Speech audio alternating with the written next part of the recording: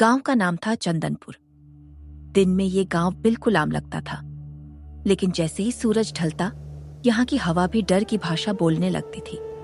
लोग कहते थे इस गांव में रात के 12 बजे के बाद कोई बाहर नहीं निकलता, क्योंकि उस समय वो जागती है, वो जिसे लोग चुड़ैल कहते हैं। शाम का वक्त था। चौपाल पर कुछ बूढ़े लोग बैठे थे, लेकिन बातों में सुकून नहीं, खौफ था। कल फिर से रामू का लड़का गायब हो गया। तीसरा बच्चा है इस महीने। अब तो यकीन हो गया वो वापस आ गई है। 20 साल पहले जिसे जलाया गया था वही चुड़ैल। उसी शाम गांव में एक लड़का आया, आरव। शहर में पला बढ़ा, डर जैसी चीज पर यकीन नहीं करता था। चुड़ैल? अंकल, ये सब कहानियां हैं। आज के जमाने में कौन मानता है ये सब? बेटा, जो आंखों से देखा हो उस पर यकीन न करना गुनाह होता है। आरव मुस्कुरा दिया, लेकिन उसे नहीं पता था ये मुस्कान ज्यादा दिन नहीं टिकने वाली। रात के ठीक 12 बजे कुत्ते एक साथ भौंकने लगे। पेड़ों की पत्तियां बिना हवा के हिलने लगी। इतनी अजीब शांति क्यों है? तभी दूर पीपल के पेड़ के पास एक औरत की परछाई दिखी। लंबे खुले बाल, लाल साड़ी और उल्टे पैर। आरव का दिल तेज धड़कने लगा। अचानक हवा में एक आवाज गूंजी, आरव। आरव सन्न रह गया। मुझे कैसे जानती हो? परछाई धीरे धीरे पास आने लगी। उसकी आंखें जल रही थीं, क्योंकि तू भी वही गलती करेगा जो उन्होंने 20 साल पहले की थी। आरव कमरे में बंद था और बाहर वो हंस रही थी, एक ऐसी हंसी जो सीधे रूह तक पहुंच जाए। रात गहरी हो चुकी थी। आरव कमरे में बंद था, पसीने से भीगा हुआ। दरवाजे के बाहर सन्नाटा नहीं था, सांसों जैसी आवाजें थीं, जैसे कोई बहुत पास खड़ा हो। दरवाजा खोल आरव, मुझे ठंड लग रही है। चली जाओ, तुम असली नहीं हो। अचानक दरवाजे पर खरोंचों की आवाज आई।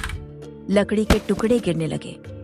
आरव ने भगवान का नाम लिया और आंखें बंद कर लीं, और तभी सब शांत हो गया। सुबह हुई, मुर्गे की आवाज आई, जैसे कुछ हुआ ही ना हो। आरव ने डरते डरते दरवाजा खोला।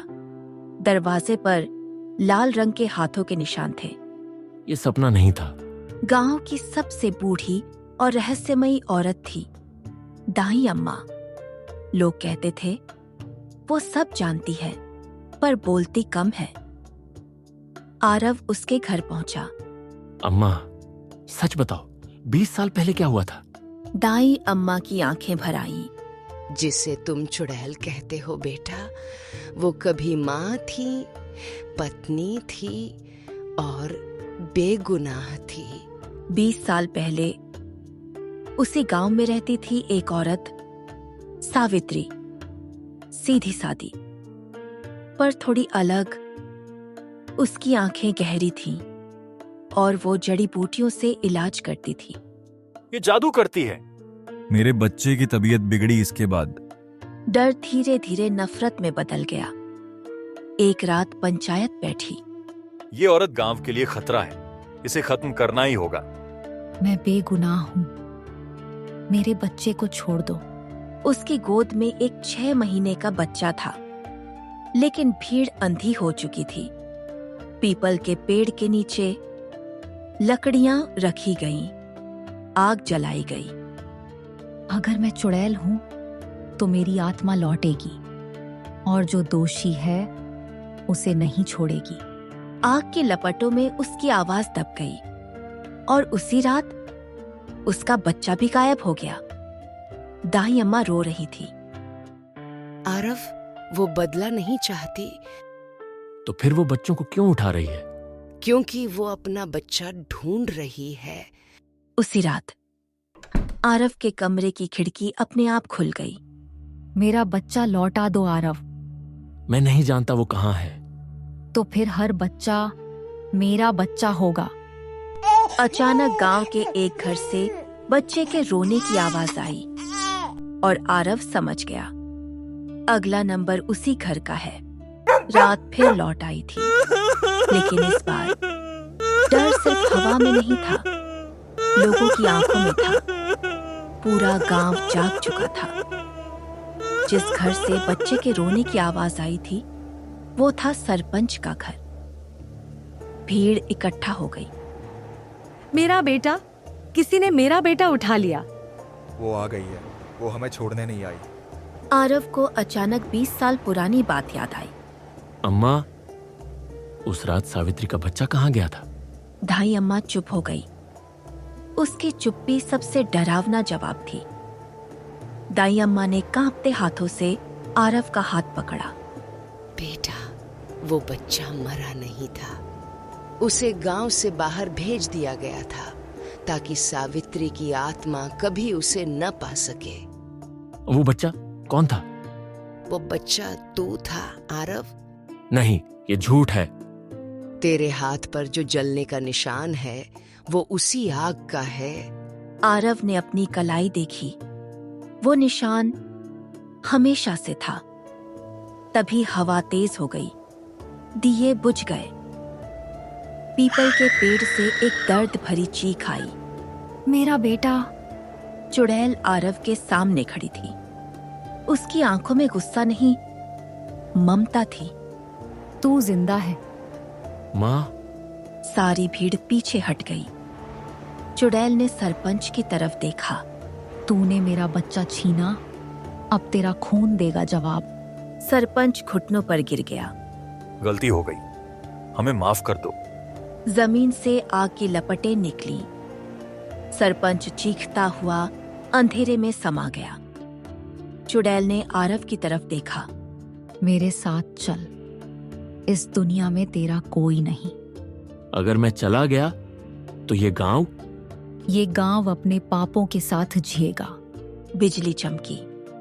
पूरा गांव उजाले में नहाया और अगले ही पल फिर अंधेरा।